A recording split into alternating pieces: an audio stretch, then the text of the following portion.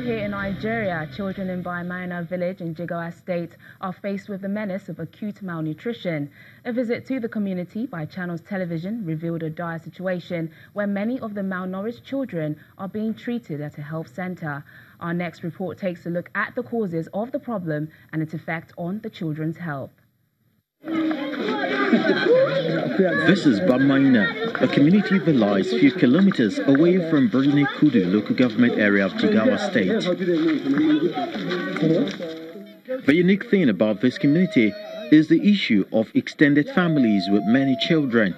The burden of taking care of so many children with meager resources often takes a toll on the young ones who suffer malnutrition, a common condition in the village.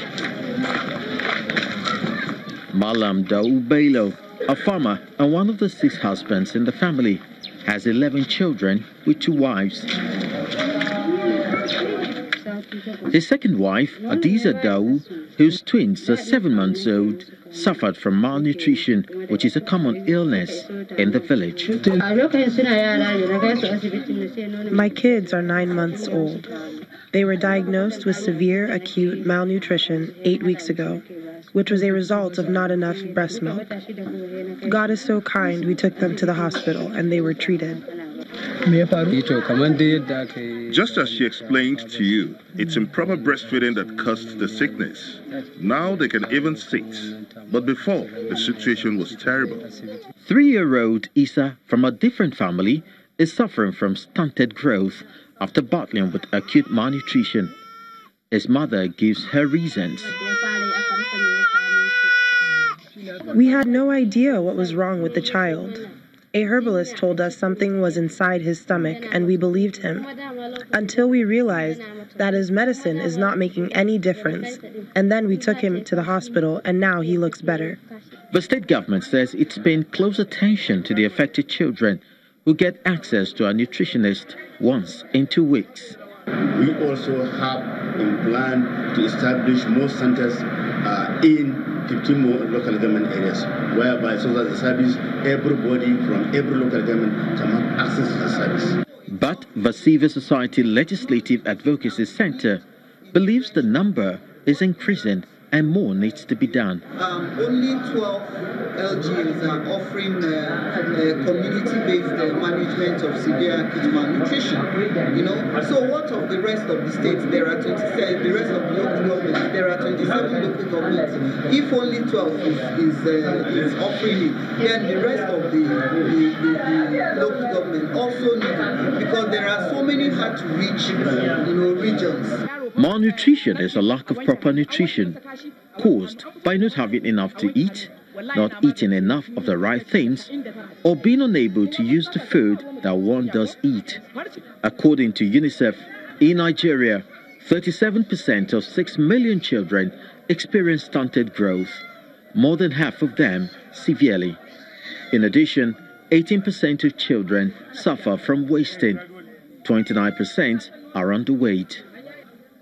While curative measures continue to play a major role in the lives of these children, it is expected that someday every child will enjoy a balanced diet. Dozens of people are feared to have been kidnapped from a school in the west of Cameroon.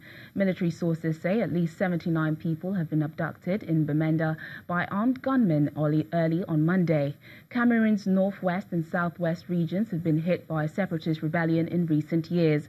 Militias who have been demanding the breakaway of the 2 English-speaking regions have called for a school boycott. However, no group has claimed responsibility for the kidnapping. Students from the University of Cape Town have unveiled the world's first bio-brick-grown urine. In this next report, the students talk about the importance of innovation in the sustainability space.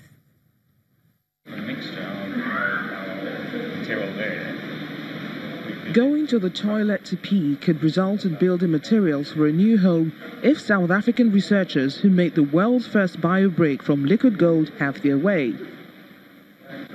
Made with human urine, the odorless grey brick is produced in a lab over 8 days using urine, sand and bacteria. In the first stage of making the brick is collecting the urine. And to do that, we use calcium hydroxide to stabilize the urine, to get it to a pH where the ammonia is not hydrolyzed. And then, or the urea is not hydrolyzed. And then from that point, we add calcium chloride so that we can increase the calcium concentration in our urine media that we're going to use to pump into the bricks. And then from that point, we pump that into bricks with the sand and grey walkie mixture. And that is, those are all the ingredients to the brick. The same process is used to produce fertilizers. The concept of using urea to grow bricks has been tested in the United States using synthetic solutions, but UCT says the new biobrick uses real human urine for the first time. If we consider, for example, the amount of wastewater we produce from our homes, in terms of volume, urine only makes up 1% of that waste stream, but it contains over 80% of the nitrogen, about 70% of the potassium, and 50% of the phosphorus. Now, those are three key nutrients needed to make any inorganic fertilizer, and literally we pee those away every single day and we flush it through our sewer networks. Why should we not be recovering it instead and basically making multiple products? And in my mind, that's the way we achieve a truly sustainable future. The bricks are created through a natural process called microbial-induced carbonate precipitation, similar to how coral reefs are formed.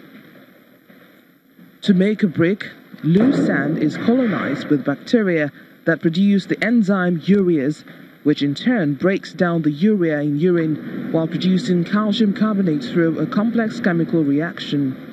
The bricks are formed at room temperature. Yeah, definitely see commercialization in the next decade or two. There's lots of optimization, still a lot of lab work to be done, logistical issues obviously with collecting urine, creating the fertilizers. Like, there's a lot of things that still need to be ironed out before it can go out into the world. But there's one major obstacle any would-be mass producers of the brick need to overcome. It currently takes 20 liters of urine to make just one brick. That's it on the program today. Thanks for watching. I'm Teniola Shobowale.